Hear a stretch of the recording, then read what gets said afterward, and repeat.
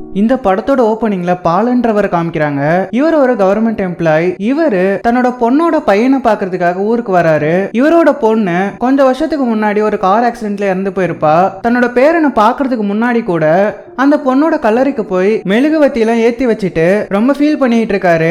இவரோட பொண்ணை ஒருத்தன் கார் ஏத்தி கொண்டு இருப்பான். அந்த கேஸ் கூட இன்னும் கோர்ட்ல போயிட்டு தான் இருக்கும். இவரு தன்னோட பொண்ணை கொன்னவனுக்கு சரியான தண்டனை கிடைக்கணும்னு சொல்லிட்டு ரொம்பவே போராடிட்டு இருக்காரு. இதுக்கு அப்புறமா இவரு தன்னோட மருமகனோட வீட்டுக்கு போறாரு. இவரோட பொண்ணு இறந்ததுக்கு அப்புறமா இவரோட மருமகன் இன்னொரு கல்யாணம் பண்ணிருப்பாரு. அந்த பொண்ணு பேரு ஸ்னேகா. ஸ்னேகாவும் பால் வீட்டுக்கு வந்ததுக்கு அப்புறமா கதவை திறந்து உள்ள வாங்கன்னு சொல்லிக்கிட்டு இருக்கா. பாலுக்கு இந்த பொண்ணு சுத்தமா பிடிக்காது. தன்னோட பொண்ணு இருக்க வேண்டிய இடத்துல இந்த பொண்ணு இருக்காளேன்னு சொல்லிட்டு இவகிட்ட மூஞ்சி கொடுத்து கூட பேசாம அந்த வீட்டுல வந்து உக்காந்துட்டு இருக்காரு. அதுக்கப்புறமா அந்த வீட்டுல இருக்க போட்டோஸ் எல்லாத்தையும் பார்த்துட்டு இருக்காரு. அதுல இவரோட மாப்பிள்ள கூடயும் இவரோட பேரன் கூடயும் அந்த ஸ்னேகா ஒன்னா போட்டோ எல்லாம் எடுத்து வச்சிருப்பாங்க.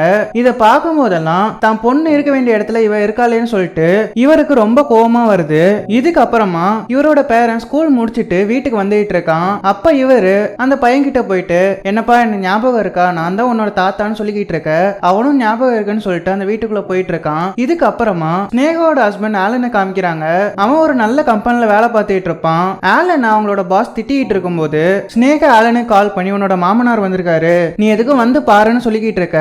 ஆலனும் அவர் வந்திருக்காரா, அவர் உங்ககிட்ட என்ன பேசினாரு, நீ அவர்கிட்ட என்ன பேசினன்ற விஷயத்தெல்லாம் கேட்டு தெரிஞ்சுக்கிறான். அதுக்கப்புறமா அவர்கிட்ட பெருசா பேச்சு கொடுக்காதுன்னு சொல்லிட்டு அந்த போனை கட் பண்றான். இதுக்கப்புறமா ஸ்னேகாவும் பாலை பார்த்து, இங்க பாருங்க எனக்கு ஆபீஸ்ல ஒரு முக்கியமான ஒர்க் இருக்கு, நான் கண்டிப்பா போயே ஆகணும், நீங்க கொஞ்சம் பையனை பாத்துக்கோங்கன்னு சொல்லிக்கிட்டு இருக்கா.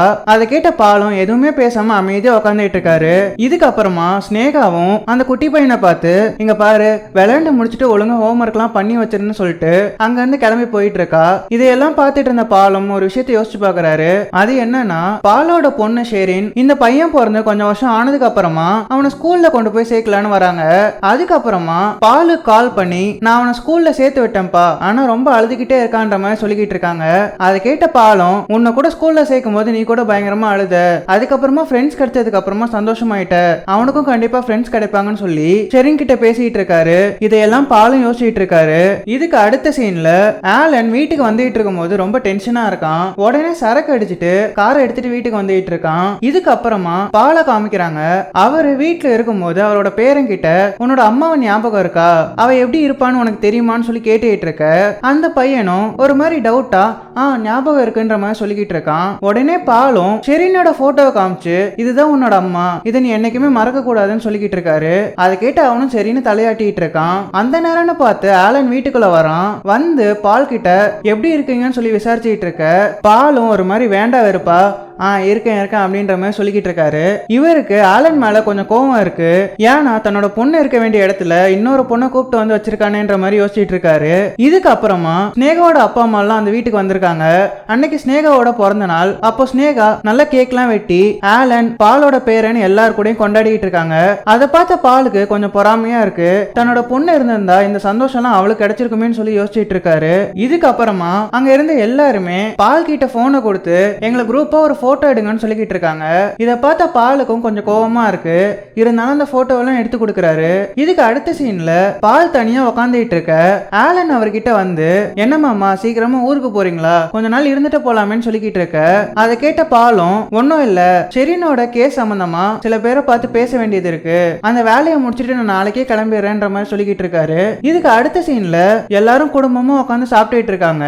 அப்ப பாலுக்கு அவரோட லாயர் கிட்ட இருந்து கால் வருது. நீங்க சீக்கிரமா கிளம்பி வாங்கன்னு சொல்ல பாலும் நான் அதை கிளம்பி வந்துட்டேன்னு சொல்லிக்கிட்டு இருக்காரு. அவர் போனை கட் பண்ணதுக்கு அப்புறமா ஸ்னேகாவோட அப்பா அம்மா, நான் சொல்றேன்னு தப்பா நினைச்சுக்காதீங்க, உங்களோட பொண்ணு இறந்து கொஞ்சம் வருஷம் ஆயிடுச்சு, இறந்து போனவங்க திரும்ப வரப்போறது இல்ல, நீங்க எதுக்காக இந்த கேஸை எடுத்து நடத்தி ரொம்ப கஷ்டப்பட்டு இருக்கீங்கன்னு சொல்லி கேட்டுட்டு இருக்க. இதை கேட்ட பாலுக்கும் ரொம்ப கோபமா வருது. அவரும் அவங்கள பார்த்து, இங்க பாருங்க, என்னோட பொண்ணு இறந்து போன வழியை உங்களால புரிஞ்சுக்கவே முடியாது, அவ இல்லாத கஷ்டம் எனக்கு மட்டும்தான் தெரியும், சில பேர் மாதிரி என்னானா எனக்கு என்னன்ற மாதிரி இருக்க முடியாதுன்னு ஆலனை ஜாட முடியாது குறையா சொல்லிக்கிட்டு இருக்காரு. இத கேட்ட ஸ்னேகாவுக்கும் கொஞ்சம் கஷ்டமா இருக்கு. இதுக்கு அப்புறமா பாலும் தன்னோட வக்கீல கூப்பிட்டுட்டு அவரோட பொண்ணு ஆக்சிடென்ட் பண்ணவனோட வக்கீல பார்க்க போறாரு. அங்க போயிட்டு பேச்சுவார்த்தை நடத்திட்டு இருக்காரு. அப்போ அந்த ஆக்சிடென்ட் பண்ணவனோட வக்கீல் ஆக்சிடென்ட் ஏதோ தெரியாம நடந்து போச்சு, இந்த கேஸ பேசாம இதோட விட்டுருங்க, நான் கொஞ்சம் உங்களுக்கு செட்டில்மெண்ட் வாங்கி தரேன்னு சொல்லிக்கிட்டு இருக்க. அப்ப பாலும் அந்த ஆக்சிடென்ட் பண்ணவனை பாக்குறாரு. அவனை பார்த்து முறைச்சுக்கிட்டு விபத்துன்றது எல்லா இடத்துலயும் நடக்கதான் செய்யும், ஆனா இவன் என் பொண்ணை இடிச்சிட்டு மனிதாபிமானமே இல்லாம அப்படியே விட்டுட்டு போயிட்டான். இவன் மட்டும் என்னோட பொண்ணை கொஞ்சம் யோசிச்சு ஹாஸ்பிட்டல்ல சேர்த்திருந்தானா இப்ப என் பொண்ணு உயிரோட இருந்திருக்க நிறைய வாய்ப்பு இருக்குன்னு சொல்லிக்கிட்டு இருக்காரு. அதுக்கப்புறமா நான் கேஸ் நடத்தி இவனை உள்ள தள்ளியே தீருவேன்னு சொல்லிக்கிட்டு இருக்காரு. இதுக்கு அடுத்து அங்க இருந்து கிளம்பி தன்னோட பொண்ணுக்கு ஆக்சிடென்ட் ஆன இடத்துல போய் நிக்கிறாரு. கொஞ்ச நேரம் அங்கேயே நின்று ஃபீல் பண்ணிட்டு இருக்காரு. அதுக்கப்புறமா தன்னோட வக்கீல் கிட்ட அந்த கேஸ் நடத்துறதுக்கான டாக்குமெண்ட்ல சைன் பண்ணி கொடுக்கறாரு. இதுக்கு அடுத்து பாலும் தன்னோட மருமகனோட வீட்டுக்கு வராரு. அங்க வந்தா வீட்டுல யாருமே இருக்க மாட்டாங்க. உடனே அங்க இருந்து வேலைக்காரி கிட்ட நான் இங்க இருந்து ஊருக்கு கிளம்புறேன், என்னோட மாப்பிள்ள வந்தா சொல்லிருன்னு சொல்லிட்டு அந்த வீட்டுல இருக்க ஒரு போட்டோவை பாக்குறாரு. பார்த்து ரொம்ப கோவத்தோட அந்த வீட்டை விட்டு கிளம்பி பஸ்ல போயிட்டு இருக்காரு. அப்படி போயிட்டு இருக்கும் போது அவருக்கு ஒரு ஞாபகம் வருது. ரொம்ப வருஷத்துக்கு முன்னாடி ஆலன் நியூ இயர் அப்போ வெளியூர் போயிருப்பாரு. அவர் வெளியூர்ல இருந்து பாலுக்கு வீடியோ கால் பண்ணி எப்படி இருக்கீங்கன்னு சொல்லி விசாரிச்சிட்டு இருப்பாரு. அதுக்கப்புறமா செரின் கிட்ட போனை கொடுங்க, அவ என்ன கோபமா இருக்காளான்ற மாதிரி கேட்டுட்டு இருக்க. பாலை இருங்க வரேன்னு சொல்லிட்டு செரின் கிட்ட போனை கொண்டு போய் கொடுத்தா செரினும் நியூ இயர் அப்போ தான் கூட அவர் இல்லன்றது நினைச்சு ரொம்ப கோவத்துல இருக்காங்க. ஆலனும் ஷெரீனை சமாதானப்படுத்துற மாதிரி பேசிட்டு அவங்க ரெண்டு பேருக்கும் ஹாப்பி நியூ இயர் சொல்லிட்டு காலை கட் பண்றாரு. அதுக்கப்புறமா அந்த பஸ்ஸை விட்டு இறங்கிடுறாரு. மறுபடியும் ஆலனோட வீட்டுக்கு வராரு. வந்து அங்க இருக்கிற ஒரு போட்டோவை பாக்குறாரு.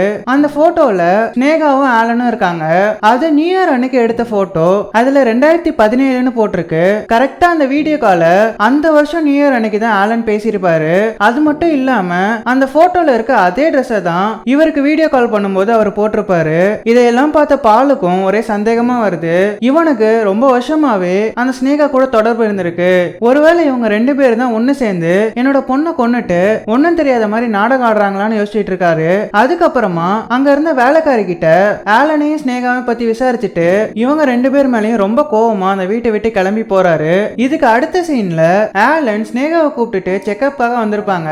ஸ்னேகா பிரெக்னெண்டா இருக்கறனால அவங்க ஹெல்த் எப்படி இருக்குன்னு சொல்லி டாக்டர்கிட்ட கேட்டுட்டு இருக்க. அப்ப ஸ்னேகா ஆலனை பத்தி அந்த டாக்டர் கிட்ட இவருக்கு என்ன பிரச்சனைன்னு எனக்கு தெரியல, என்கிட்ட மூஞ்சி கொடுத்து பேசி ரொம்ப நாள் ஆச்சுன்ற மாதிரி சொல்லிக்கிட்டு இருக்க. அதை கேட்ட டாக்டரும் ஆலனுக்கு அட்வைஸ் பண்ணிட்டு இருக்காங்க. இதுக்கப்புறமா ஆலனும் ஸ்னேகாவும் கார்ல ஏறி போயிட்டு இருக்கும்போது ஸ்னேகா ஆலன் கிட்ட உங்களுக்கு என்னதான் பிரச்சனை, ஒருவேளை உங்களோட முதல் மனைவியை மறக்க முடியாம கஷ்டப்படுறீங்களான்னு சொல்லி கேட்டுட்டு இருக்கா. அதை கேட்ட ஆலனும் அப்பெல்லாம் ஒண்ணும் இல்லைன்னு சொல்லிக்கிட்டு இருக்காரு. இதுக்கு அடுத்த சீன்ல பால் தன்னோட பேரன் கிட்ட பேசலாம்னு சொல்லிட்டு கால் பண்றாரு. பார்த்தா அந்த காலை ஸ்னேகா தான் எடுக்கிறா. அப்ப ஸ்னேகா பால் கிட்ட நீங்க ஃப்ரீயா இருக்கீங்களா, நான் உங்ககிட்ட கொஞ்சம் பேசணும்னு சொல்லிக்கிட்டு இருக்கா. இதுக்கப்புறமா ஸ்னேகாவும் பாலும் மீட் பண்ணி பேசிட்டு இருக்காங்க. அப்ப ஸ்னேகா பாலை பார்த்து இங்க பாருங்க, உங்களுக்கு என்ன பிடிக்கலன்னு நீங்க நடந்துக்கிறத வச்சு எனக்கு நல்லா புரியுது, ஆனா நீங்க என்ன கொஞ்சம் புரிஞ்சுக்கணும், உங்களோட பொண்ணு இறந்து நான் அந்த இடத்துக்கு வரணும்னு ஆசையே படல, எங்களோட கல்யாணம் எதாச்சியா நடந்துச்சுன்னு சொல்லிக்கிட்டு இருக்கா. அதை கேட்ட பாலும் ஒண்ணுமே சொல்லாம நாளைக்கு என்னோட பொண்ணுக்கு நினைவு நாள், நீ மாப்பிள்ளையும் என்னோட பேரனையும் கூப்பிட்டு கண்டிப்பா வரணும்னு சொல்லிட்டு அங்க இருந்து கிளம்பி போறாரு. இதுக்கு அடுத்த சீன்ல பால் தன்னோட பொண்ணோட கல்லறையில போயிட்டு மெழுகுவத்தியெல்லாம் ஏத்தி பூவெல்லாம் வச்சிட்டு இருக்காரு. அப்ப அந்த இடத்துக்கு ஸ்னேகா பாலோட பேரனை மட்டும் கூப்பிட்டுட்டு வர பாலும் ஸ்னேகாவை பார்த்து மாப்பிள்ளை வரலையான்னு சொல்லி கேட்டுட்டு இருக்காரு. அதை கேட்ட ஸ்னேகாவும் இல்ல அவர் கொஞ்சம் வேலை இருக்குன்னு சொன்னாரு, அதனாலதான் நான் பையனை கூப்பிட்டு வந்தேன்னு சொல்லிக்கிட்டு இருக்கா. அதை கேட்ட பாலுக்கு பயங்கரமா கோவம் வருது. ஒருவேளை ஆலன் தான் தன்னோட பொண்ணை கொன்னுட்டு சந்தோஷமா சுத்திட்டு இருக்கானான்ற மாதிரி யோசிச்சுட்டு இருக்காரு. இதுக்கப்புறமா பாலும் தன்னோட பொண்ணோட ஒரு ஃப்ரெண்ட போய் மீட் பண்றாரு. அவகிட்ட போயிட்டு என் பொண்ணு சாகுறப்போ நீ தானே அந்த இடத்துக்கு போன, என்ன நடந்துச்சுன்னு சொல்ல முடியுமா, என்னோட மாப்பிள்ள எப்போ அங்க வந்து சேர்ந்தாருன்ற மாதிரி கேட்டுட்டு இருக்க. அந்த பொண்ணும் ஆக்சிடென்ட் ஆன அந்த இடத்துக்கே கூட்டு போயிட்டு அன்னைக்கு நைட்டு நானும் என்னோட ஹஸ்பண்டும் கார்ல வந்துட்டு இருந்தோம், அப்போ ஆக்சிடென்ட் ஆகி விழுந்து கிடந்த ஷெரீனை பார்த்தோன்ற மாதிரி நடந்த கதையெல்லாம் சொல்லிக்கிட்டு இருக்கா. அதுக்கப்புறமா போலீஸ்காரங்க வந்து அவளோட உடம்ப எடுத்துட்டு போனாங்க. கொஞ்ச நேரம் கழிச்சு பின்னாடியே ஆலனும் ஓடி வந்தாருன்ற மாதிரி சொல்லிக்கிட்டு இருக்கா. அதை கேட்ட பாலுக்கு ஒரே சந்தேகமா இருக்கும். உடனே அந்த பொண்ணு கிட்ட ஆலன் எந்த பக்கமா ஓடி வந்தான்னு சொல்லி கேட்டுட்டு இருக்க. அந்த பொண்ணும் இந்த பக்கமான்னு சொல்லிட்டு கையை காமிக்கிறா. அப்ப பாலுக்கு ஒரே சந்தேகமா வருது. ஏன்னா ஆலனோட வீடு அந்த பக்கமும் இல்ல, அவன் எதுக்காக இந்த பக்கத்துல இருந்து வந்தான்னு சொல்லி கொஞ்சம் யோசிச்சுட்டு இருக்காரு. இதுக்கப்புறமா பாலோட இன்னொரு பொண்ணு கால் பண்றாரு. கால் பண்ணி எனக்கு ஏதாச்சும் ஆனா நீ ஷெரீனோட குழந்தைய நல்லா பாத்துப்பியான்னு சொல்லி கேட்டுட்டு இருக்காரு. அதை கேட்ட அந்த பொண்ணும் நீங்க என்னப்பா பேசிட்டு இருக்கீங்க, அந்த பையன் என்னோட தங்கச்சி பையன், நான் அவனை நல்லபடியா பாத்துக்காம அப்படியே விட்டுருவானான்னு சொல்லி பேசிட்டு இருக்கா. அதை கேட்ட பாலும், நான் ஒருவேளை நாளைக்கு ஏதாச்சும் தப்பு பண்ணி ஜெயிலுக்கு போயிட்டேன்னா நீ தான் அந்த பையனுக்கு இருக்கன்னு சொல்லி அந்த காலை கட் பண்றாரு. இந்த பொண்ணுக்கும் ஒன்னும் புரியல. இதுக்கு அடுத்த சீன்ல பாலும் டிரைவிங் கத்துக்கிறதுக்காக ஒருத்தனை கூப்பிட்டுட்டு நட்டன்ன ராத்திரில காரை ஓட்டி பிராக்டிஸ் பண்ணிட்டு இருக்காரு. அதுக்கப்புறமா கார்ல இருக்க ஹெட்லைட் ஆஃப் பண்ணிட்டு இருட்டான ரோட்ல ஓட்டுறதுக்கு பிராக்டிஸ் பண்ணிட்டு இருக்காரு. பக்கத்துல இருந்தவனுக்கும் ஒண்ணுமே புரிய மாட்டேங்குது. இதுக்கு அடுத்த சீன்ல ஆலன் இருக்கிற அதே ஊர்ல ஒரு லாட்ஜ்ல ரூம் எடுத்து தங்குறாரு. அந்த லாட்ஜ்ல வேலை பார்க்கறவங்க கிட்ட எனக்கு ஒரு உதவி பண்ண முடியுமான்னு சொல்லி கேக்குறாரு. அதை கேட்டு அவனும் சரின்னு ஒத்துக்கிறான். இதுக்கப்புறமா அவனை ரோட்டு கூட்டு போயிட்டு ஒரு ஸ்கூட்டியை கொடுத்து ஆக்சிடென்ட் ஆன மாதிரி படுத்து கிடக்க சொல்றாரு. அதுக்கப்புறமா இவரும் காரை வேகமா ஓட்டி ஒரு ஸ்கூட்டி மேல அடிச்சா எப்படி இருக்குன்ற மாதிரி ட்ரையல் பார்த்துட்டு இருக்காரு. இதுக்கப்புறமா ஆலனோட போனுக்கு போலீஸ்காரங்க கால் பண்றாங்க. ஆலனும் வேகமா கிளம்பி போலீஸ்காரங்க இருக்கிற இடத்துக்கு வந்தா பாலை காமிச்சு, இது உன்னோட மாமனாரா? இந்த ஆள் நட்டன்னர் ராத்திரில சந்தேகப்படுற மாதிரி என்னென்னவோ பண்ணிட்டு இருந்தான், அதனாலதான் நாங்க இங்க வந்தோம். அந்த ஆள்கிட்ட இந்த ஊர்ல உங்களுக்கு தெரிஞ்ச யாராச்சும் இருக்காங்களான்னு சொல்லி கேட்டோம். அப்பதான் உங்களோட நம்பரை கொடுத்தாரு. அதனாலதான் உங்களை கால் பண்ணி வர சொன்னோம். அந்த ஆளுக்கு புத்திமதி சொல்லி இங்க இருந்து கூப்பிட்டு போங்கன்னு சொல்லிக்கிட்டு இருக்காங்க.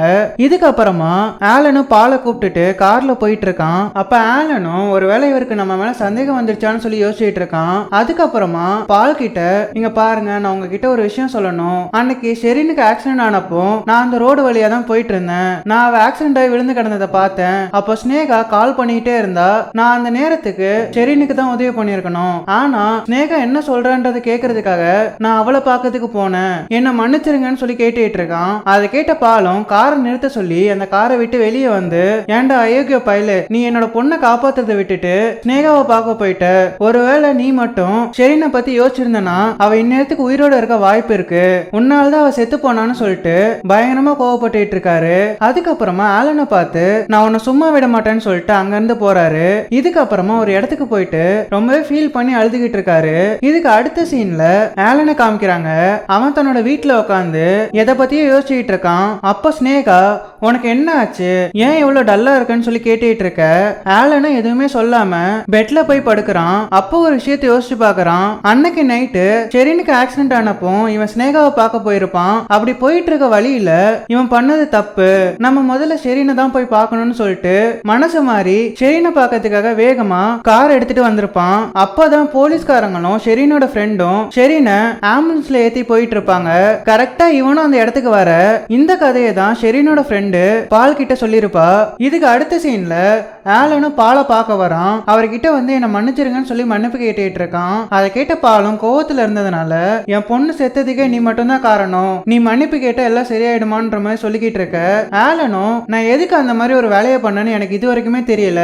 நான் அன்னைக்கு ஷெரினை தான் காப்பாத்தி இருக்கணும், ஆனா ஸ்னேகாவை பார்க்க போயிட்டேன். நான் பண்ணது ரொம்ப பெரிய தப்பு தான், என்ன மன்னிச்சிருங்கன்னு சொல்லி கேட்டுட்டு இருக்க.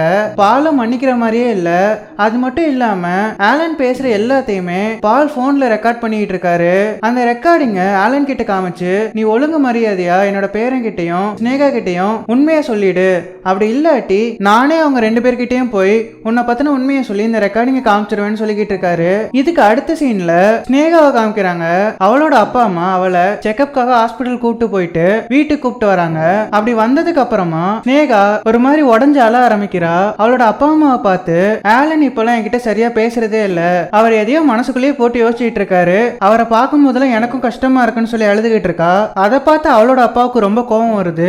உடனே பால் தங்கி இருக்க இடத்துக்கு போயிட்டு பாலை பார்த்து, உன்னால்தான் என்னோட பொண்ணுக்கும் மாப்பிள்ளைக்கும் சந்தோஷமே இல்லாம போயிடுச்சு, நீ வரதுக்கு முன்னாடி வரைக்கும் அவங்க ரெண்டு பேரும் சந்தோஷமா தான் இருந்தாங்க, உன்னோட பொண்ணு இறந்ததுக்காக என் பொண்ணோட நிம்மதியை கெடுப்பியா, ஒழுங்கு மரியாதையா அவங்க லைஃபை விட்டு போயிடுன்னு சொல்லி மிரட்டிட்டு அங்கிருந்து போறாரு. அவர் போனதுக்கு அப்புறமா ஆலன் அந்த இடத்துக்கு வரான். ஏற்கனவே கடுப்புல இருந்த பாலும், எதுக்கு நீ இங்க வந்து என்ன மிரட்டிட்டு போலான்னு வந்தியா, ஒழுங்கு மரியாதையா அங்கிருந்து போன்னு சொல்லிக்கிட்டு இருக்க. ஆலனும் தான் பண்ண தப்ப நினைச்சு ரொம்பவே மனசு வருத்தப்பட்டு அவர்கிட்ட மன்னிப்பு கேட்டுட்டு இருக்கான். பாலும் கோவத்துல கத்த ஆரம்பிக்க அவருக்கு நெஞ்சு வலி வர மாதிரி இருக்கு.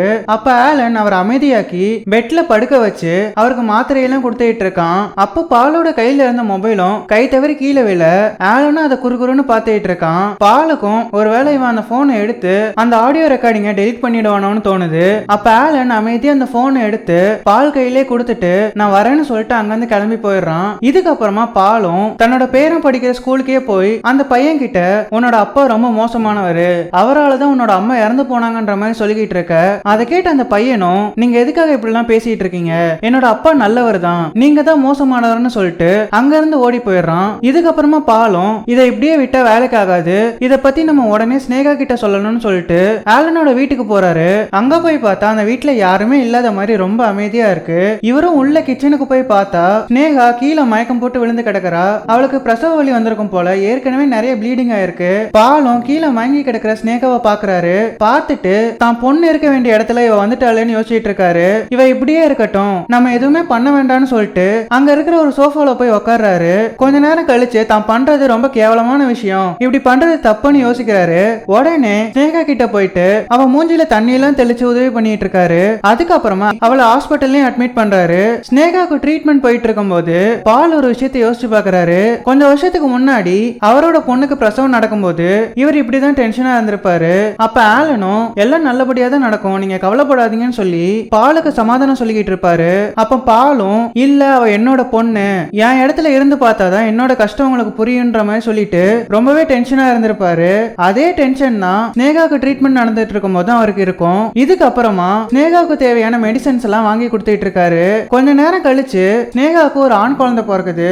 அந்த குழந்தைய கையில வாங்கி பார்த்தோன்னே அவருக்கு இருந்த கோவம் எல்லாம் பறந்து போயிடுது. கொஞ்ச நேரம் கழிச்சு ஆலனும் அந்த இடத்துக்கு வந்து நீங்க பண்ண உதவிக்கு ரொம்ப தேங்க்ஸ்னு சொல்லிக்கிட்டு இருக்கான். அப்ப பால் அவங்க கிட்ட எதுவுமே பேசாம அமைதியா இருக்காரு. கொஞ்ச நேரம் கழிச்சு ஸ்னேகாவோட அப்பா அம்மாவும் அந்த இடத்துக்கு வந்துடுறாங்க.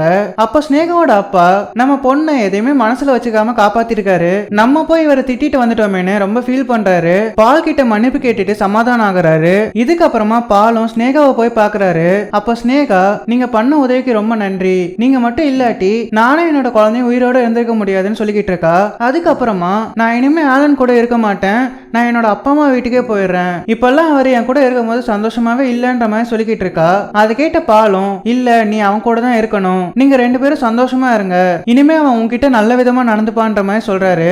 இதுக்கப்புறமா ஆலன் பால கார்ல பஸ் ஸ்டாப்ல டிராப் பண்றான். அப்ப கூட தான் பண்ண தப்புக்கு மனசு வரைஞ்சு அவர்கிட்ட மன்னிப்பு கேட்கறான். அப்ப பாலும் நான் ஷெரீனோட கேஸ வாபஸ் வாங்கிட்டேன், நீ பேசின ஆடியோ ரெக்கார்டிங்க கூட நான் டெலீட் பண்றேன்னு சொல்லிட்டு ஆலனோட கண்ணு முன்னாடியே அந்த ஆடியோ ரெக்கார்டிங்க டெலீட் பண்றாரு. அப்ப ஆலன் பால் கிட்ட அன்னைக்கு நைட்டு நான் ஷெரீனை பார்க்கலான்னு சொல்லிட்டு திரும்ப வந்தேன், அதுக்குள்ள அவளோட ஃப்ரெண்டும் போலீஸ்காரங்களாம் வந்து அவளை கூட்டிட்டு போயிட்டாங்கன்ற மாதிரி சொல்லிக்கிட்டு இருக்கான். அதை கேட்ட பாலும் எனக்கு தெரியும், இதுக்கப்புறமாச்சும் சந்தோஷமா இருன்னு சொல்லிட்டு லைட்டா சிரிச்சிட்டு அங்கிருந்து போறாரு. இதுக்கப்புறமா ஆலனும் காருக்குள்ள உட்காந்து மனசு விட்டு அழுதுகிட்டு இருக்கான். அப்பா அவனோட பையன் என்ன ஆச்சுன்னு சொல்லி கேட்க ஆலனும் அவனை கட்டி பிடிச்சி பயங்கரமா அழுதுகிட்டு இருக்கான். இதுக்கு அடுத்த சீன்ல ஸ்னேகாவை காமிக்கிறாங்க.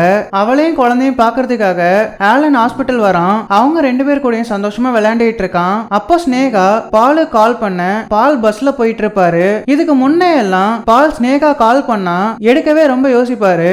இந்த தடவை ஸ்னேகா கால் பண்ணும்போது உடனே எடுத்து என்னமான்னு சொல்லி கேட்டுட்டு இருக்காரு. பால் ஸ்னேகாவை தன்னோட பொண்ணா ஏத்துக்கிட்ட மாதிரி காமிச்சு இந்த படத்தையும் முடிக்கிறாங்க. உங்களுக்கு இந்த வீடியோ பிடிச்சிருக்கும்னு நினைக்கிறேன். பிடிச்சிருந்தா மறக்காம லைக் பண்ணிடுங்க. நம்ம சேனலை சப்ஸ்கிரைப் பண்ணா சப்ஸ்கிரைப் பண்ணி பக்கத்துல இருக்க பெல் ஐகானை கிளிக் பண்ணி ஆல் என்ற பட்டனை செட் பண்ணி வச்சுக்கோங்க. அப்பதான் நான் போடுற ஒவ்வொரு வீடியோஸும் உங்களுக்கு உடனே நோட்டிபிகேஷனா வந்து சேரும். நான் உங்களை ஒரு நல்ல வீடியோல எடுத்து சந்திக்கிறேன். அது வரைக்கும் have fun guys.